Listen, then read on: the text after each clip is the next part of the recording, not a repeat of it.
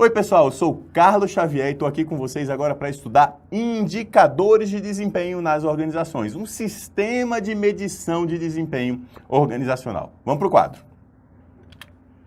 É através de indicadores que as organizações conseguem monitorar o desempenho de suas atividades. O desempenho está relacionado com esforços e resultados. Quando eu estudo o desempenho organizacional, eu tenho que dividi-lo nessas duas dimensões: dimensão dos esforços e dimensão dos resultados. Esforços geram desempenho, resultados geram desempenho. E uma coisa está relacionada à outra. Quando eu estudo desempenho no âmbito do desempenho humano, aí eu vou pensar em uma outra coisa. Lá no desempenho humano, eu vou pensar em motivação, capacidade ou competências e condições organizacionais favoráveis. Aqui, no estudo do desempenho organizacional, eu penso em esforços organizacionais e resultados organizacionais.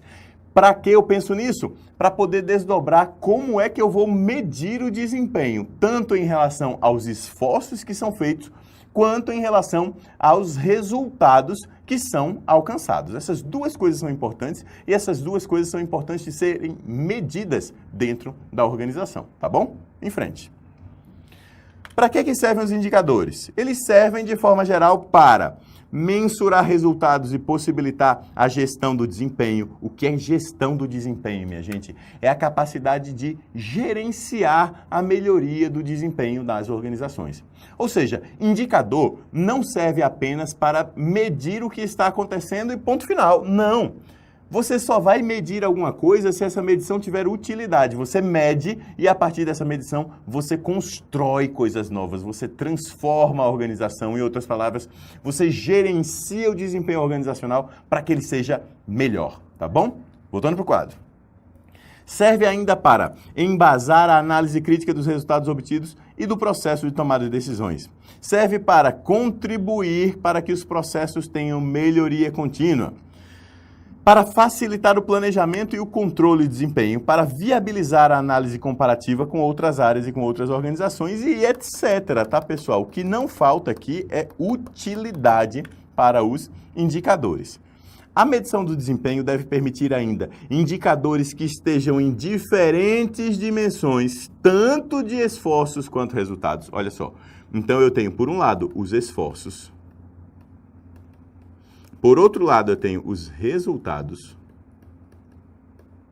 Só que dentro dos esforços, eu tenho que medir em diferentes dimensões e dentro dos resultados também. E aí eu posso estabelecer pesos diferentes para cada realidade organizacional.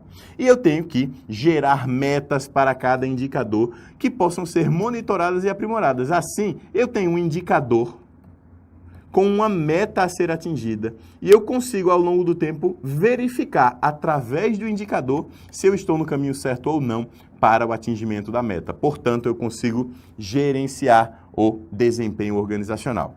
Quais são os principais mitos sobre os indicadores? Vários. Primeiro mito: preciso medir tudo. A medição absoluta na organização é um grande mito. A construção e o monitoramento de indicadores possuem custos. Custo de pessoal, custo financeiro, custo de tempo. Por quê? Porque, olha só, se eu vou estabelecer um indicador qualquer, imagina que você trabalha numa organização que vende peças de manutenção de automóveis. Essa organização tem alguns funcionários, tem algumas peças, tem um estoque, tem cliente sendo atendido, tem uma frente de loja, enfim, tem uma organização. Olha que vai acontecer. Mais cedo ou mais tarde vai faltar algum material. Vai faltar porque sumiu do estoque, porque você perdeu, porque você não encontrou, porque está perdido em algum lugar, porque está escondido, enfim. E aí você vai ter um computador dizendo que aquele material está no estoque e no estoque ele não está. Você tem que ter um acompanhamento disso, é óbvio. Você pode ter um indicador que te mostre exatamente o que é que está faltando no estoque e o que é que não está faltando no estoque. Claro que pode, você pode medir isso? Pode medir isso. Agora, se você quiser controlar absolutamente cada detalhe do que acontece no seu estoque, você vai ter que ter vários funcionários olhando tudo o tempo todo. Sabe o que acontece? Termina custando caro ter um monte de funcionários para olhar tudo o tempo todo. Percebe, então, que controlar tem um custo.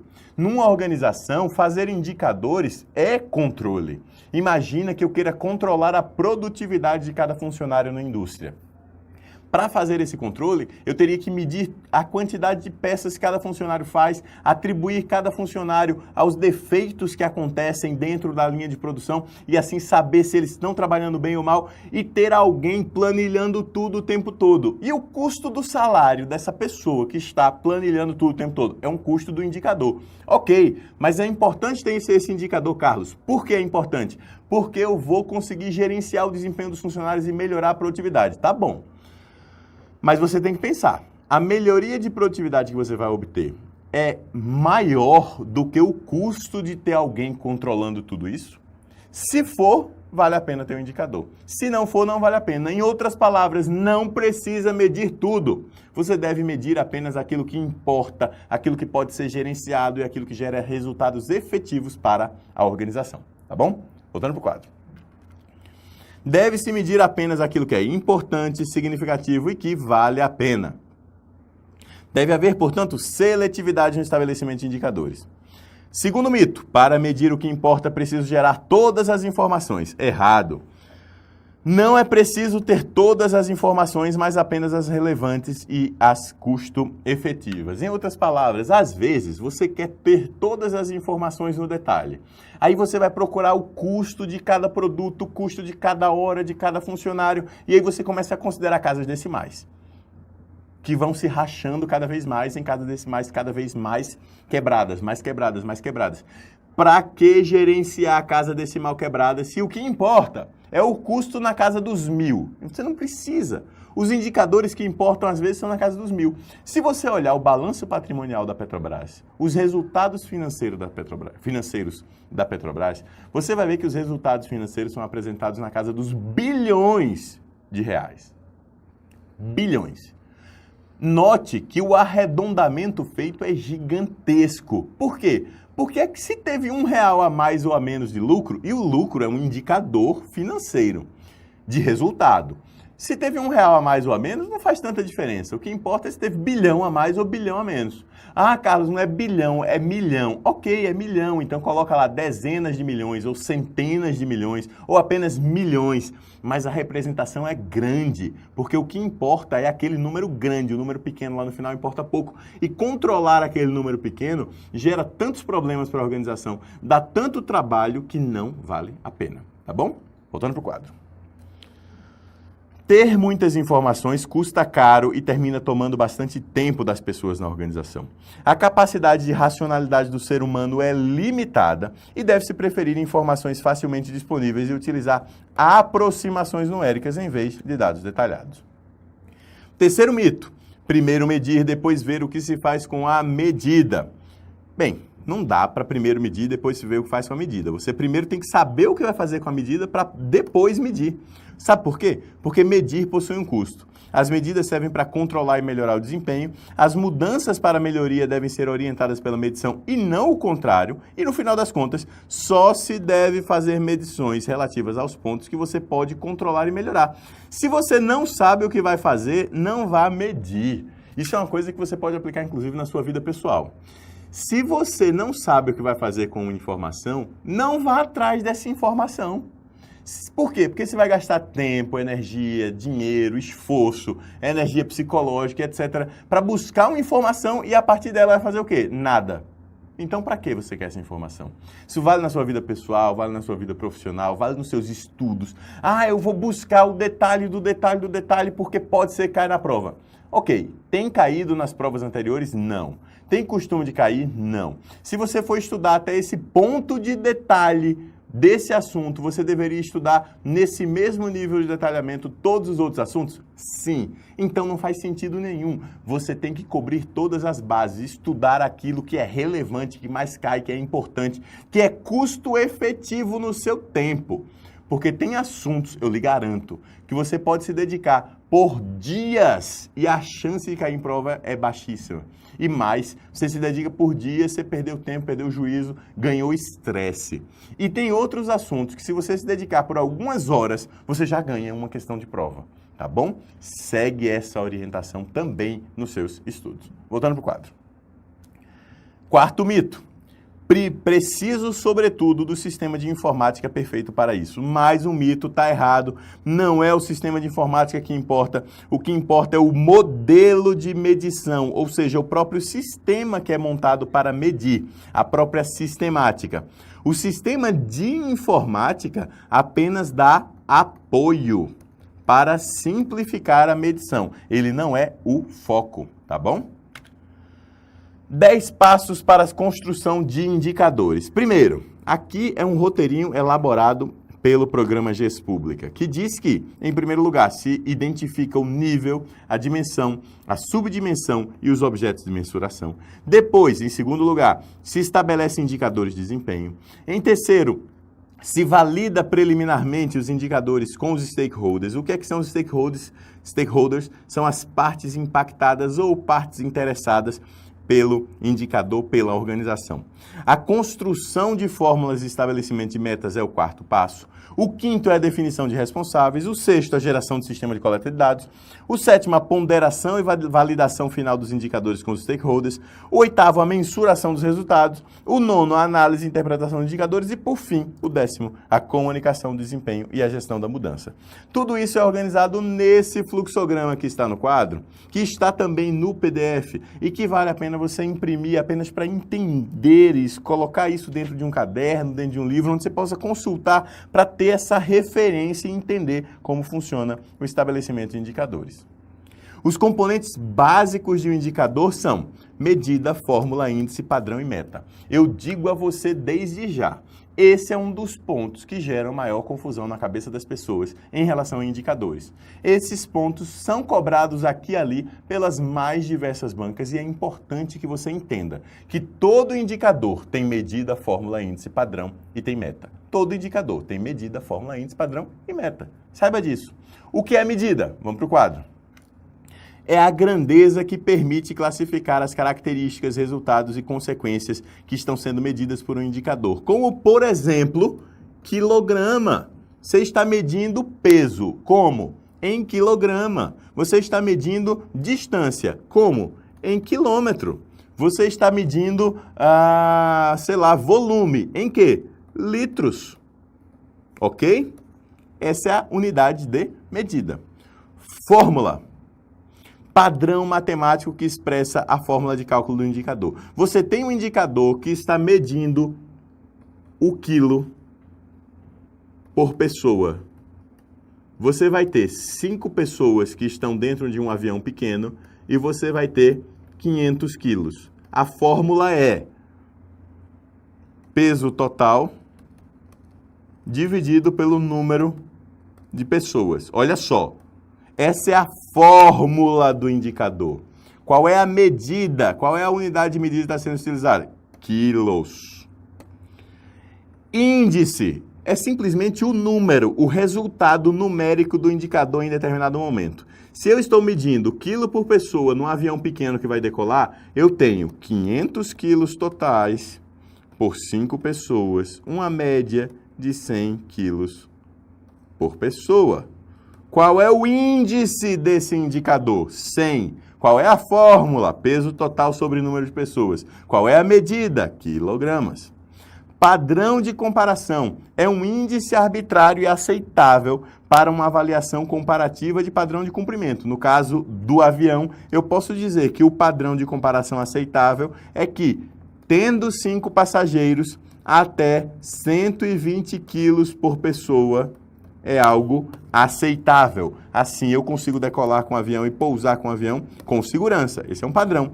E meta é um número orientado por um indicador em relação a um padrão de comparação a ser alcançado em determinado período. No exemplo de avião fica pouco aplicável, mas você pode dizer, por exemplo, que quer reduzir o peso total da aeronave por pessoa, estabelecendo uma meta. E aí você vai reduzir isso como? De repente com menos combustível, porque o combustível tem um peso, com materiais mais leves nos bancos e no revestimento do avião, e assim sucessivamente, tá bom? Então, todo indicador tem medida, fórmula, índice, padrão e meta, necessariamente. 8 critérios fundamentais para um indicador. A seletividade ou importância, é preciso que sejam escolhidos indicadores importantes para suprir informações sobre estratégias e prioridades da organização, suas ações, produtos e etc. Ou seja, é preciso escolha, portanto, seletividade, de indicadores importantes. É preciso também, 2, simplicidade, clareza, inteligibilidade ou comunicabilidade. Em outras palavras, os indicadores precisam ser simples, claros, fáceis de serem compreendidos e comunicados. Eles precisam ter significado. Seus termos precisam ser entendidos por todos os stakeholders, que são as partes interessadas ou impactadas. 3. Representatividade, confiabilidade e sensibilidade. Os indicadores devem representar as etapas mais críticas que se propõem a medir, devem apresentar dados confiáveis e devem ser sensíveis para mensurar modificações importantes nas variáveis medidas. Imagina que você está medindo a história do peso por pessoa no avião e em vez de medir em quilos, você está medindo em toneladas. Tem sensibilidade? Não tem. Você sair de 100 quilos para 200 quilos, você vai estar 0,1 tonelada para 0,2. Se você estiver medindo em número inteiro, de 0 vai continuar 0. Só vai sair de 0 para 1 lá na frente. Então você tem que saber representar bem o indicador, ter confiança para que ele possa ser sensível e acompanhar a mudança naquilo que você efetivamente está medindo. Voltando para o quadro.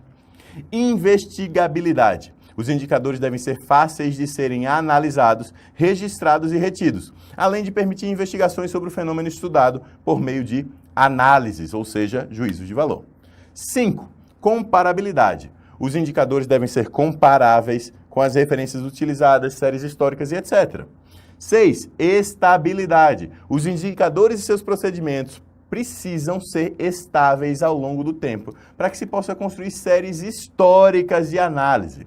Custo-efetividade. Os indicadores devem ser factíveis e viáveis, possuindo viabilidade e importância em relação aos custos que se incorrem para viabilizá-lo. E relevância. Deve-se verificar se a escolha de um indicador atende às expectativas dos públicos interessados para que ele seja, de fato, relevante.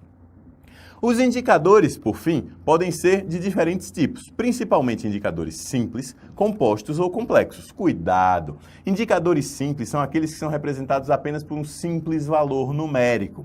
Os compostos são aqueles que comparam diferentes variáveis, portanto, são também chamados de relativos, que podem ser de proporção ou coeficiente, de porcentagem, de razão ou índice ou de taxa. A proporção é aquela que compara uma coisa com outra. A porcentagem compara, ou melhor, a proporção ou coeficiente, mostra como exemplo aqui, o coeficiente de mortalidade, o número de óbitos em relação à população total.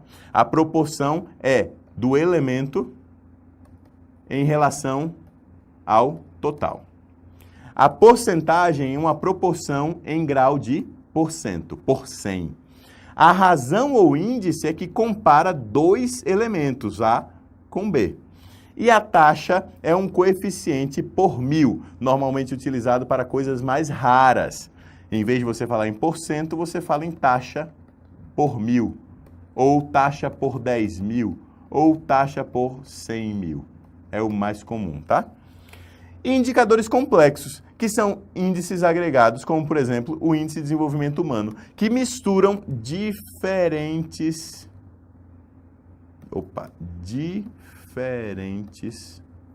variáveis.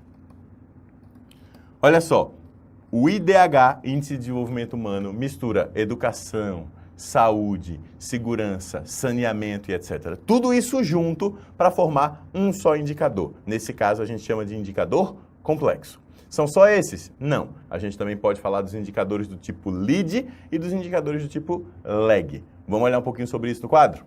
Indicadores LEAD são aqueles que apresentam tendência, em comparação com os indicadores LAG, que são aqueles que apresentam resultado. Indicadores lead são indutores do desempenho, como, por exemplo, o absenteísmo, as horas de atendimento ao cliente, etc., que são preditoras por natureza, mas de difícil identificação e capturação. Em outras palavras, um indicador lead é aquele que aponta se o resultado no futuro vai ser bom ou não. Como, por exemplo, na hora de você ter um indicador para saber se está estudando bem ou não para o concurso, a gente pode colocar como indicador lead o número de horas dedicado ao estudo. Se você se dedica mais, se espera que com o tempo a sua nota suba e você consiga aprovação em mais concursos. Se você estuda menos, espera-se com o tempo sua nota caia e você termine não conseguindo aprovação nos concursos. O número de horas dedicadas ao concurso, eu diria mais, o número de horas acumuladas dedicadas a concursos, a estudos para concursos, faz com que deve ser um excelente indicador lead para saber quem efetivamente passa e quem não passa. Em outras palavras, como a gente gosta de brincar em grupos de professores, é o número de horas bunda cadeira. Você senta a bunda na cadeira, pega o material em PDF, lê, pratica por meio de exercícios, assiste a aula e o número de horas que a sua bunda está colada na cadeira e você está com o olho no material é um excelente indicador de quão rápido você vai conseguir a aprovação em um bom concurso público ou não, tá bom? Diferentemente dos indicadores lag, que são indicadores de resultados. Vamos para o quadro. Indicadores lag são aqueles que medem resultados alcançados dentro de uma perspectiva histórica. Por exemplo, volume de vendas, ou seja, os funcionários se dedicaram mais, então vendem mais. Se dedicaram mais é lead, vendem mais. A empresa teve menos absenteísmo. Com isso, os funcionários produziram mais e o lucro por ação subiu. Os funcionários estão satisfeitos com o trabalho. Aqui, se eu estiver medindo satisfação, no final das contas, como um objetivo. Mas eu posso dizer, satisfação é um objetivo em si. Então, se eu melhoro o salário, o funcionário está mais satisfeito. Nível salarial seria um indicador lead, nesse caso. Satisfação do funcionário seria lag. Agora, olha que interessante. Se eu disser que satisfação do funcionário de atendimento é um indicador lead para o indicador satisfação do cliente, faz sentido? Claro que faz. Se o funcionário do atendimento estiver satisfeito, cada vez mais os clientes estarão. Então, o que gera tendência de satisfação do cliente é a satisfação do funcionário e, com o tempo, o cliente estará satisfeito. Num gráfico, a gente vê claramente a satisfação do cliente como indicador lead e as vendas como indicador lag. Olha o que acontece. Chega uma certa hora que a satisfação do cliente estabiliza.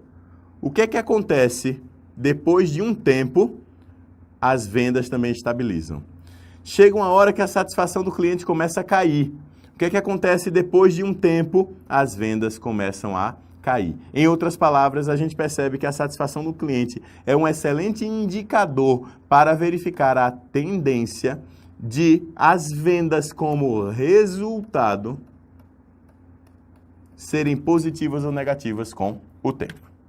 Bem, é isso aí. Agora segue estudando, vai no PDF, pratica por meio de questões, lê o material sobre esse assunto. É uma excelente coisa que você faz para continuar avançando, para se dedicar mais, já que eu falei nessa aula, horas, bunda, cadeira ao assunto e com isso conseguir uma nota ainda melhor, tá bom? É isso aí. Um abraço então. Tchau, tchau.